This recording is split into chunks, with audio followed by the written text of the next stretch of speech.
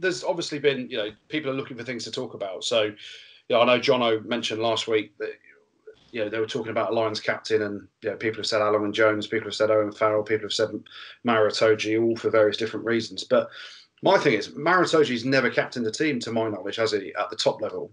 And Jim, you played with him, you know him particularly well.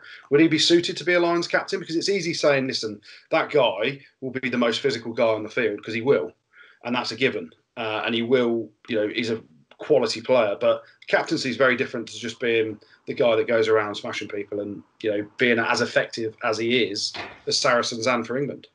Well, look, in lockdown, me and Andy Rowe have had a few interactions on social media, having watched the Last Dance documentary. And the reason why I texted Maro was because I said, and I asked him whether he's been documenting any of his journey. And it's a bit cheesy, but the world that I'm in Rugby Pass, in making content and making documentaries on rugby players, is kind of a new thing, isn't it? So that's why I texted him, to make sure that he is. Not that he's going to listen to what I'm saying, but he said that he is. He's documenting parts of his journey. But I think that you look at leadership, and it is very different now. And again, I've been lucky enough with my job at Rugby Pass, looking through the archives of looking through the archives of historic games, the 95 World Cup final. I interviewed Joel Stransky last week. I spoke to Big Lawrence Delalio about the 97 tour. Everything's about leadership, right? I just think that leadership looks a little bit different now in terms of professional sport. In our day, Goody, and it sounds like we're old when we talk about our day, you're in your prime in your mid-30s. You know what I mean? When you're 30, 31, 32, 33, and that's when you're in your prime. You're not now. Your prime as a rugby player, you're 25, 26. Now, I think there's loads of different things that you look at. I don't think that Owen Farrell suited as captain from a fly half position. I'm still a little bit old school. I think that someone in the forwards needs to do that, because they're closer to everything. All the set pieces, naturally, the breakdowns, the carrying, the tackling, everything in rugby, I think a forward is more suited. That's just my opinion. But I think someone like Maro, I think being a captain, we saw this with Sam Warburton, is more than necessary.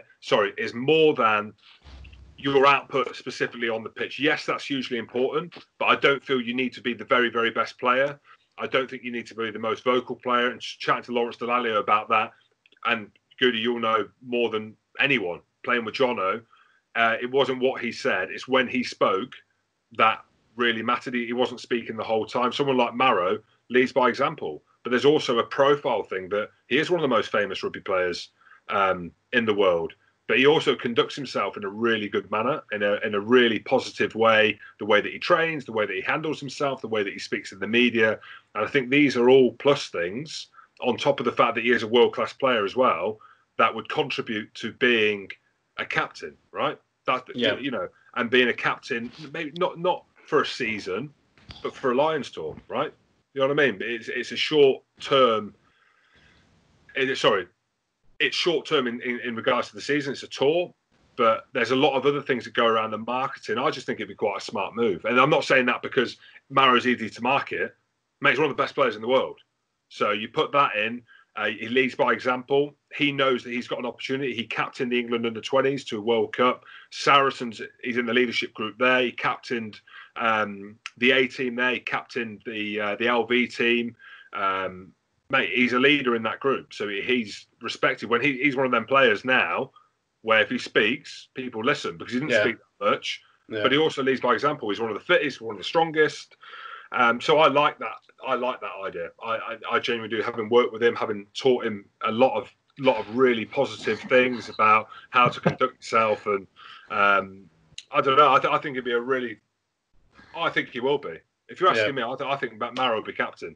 Yeah, it's interesting. It's interesting, and looking at hearing you speak about it like that, you make a great case for it. I know you said a couple of years ago he wasn't at that level to be captain material yet when England changed their captain, because he was being touted about that then. But I suppose in reality, my concern with it is, because he is that good of a player, you don't want the captaincy to take away from his ability as a player and how he conducts himself on the field and plays.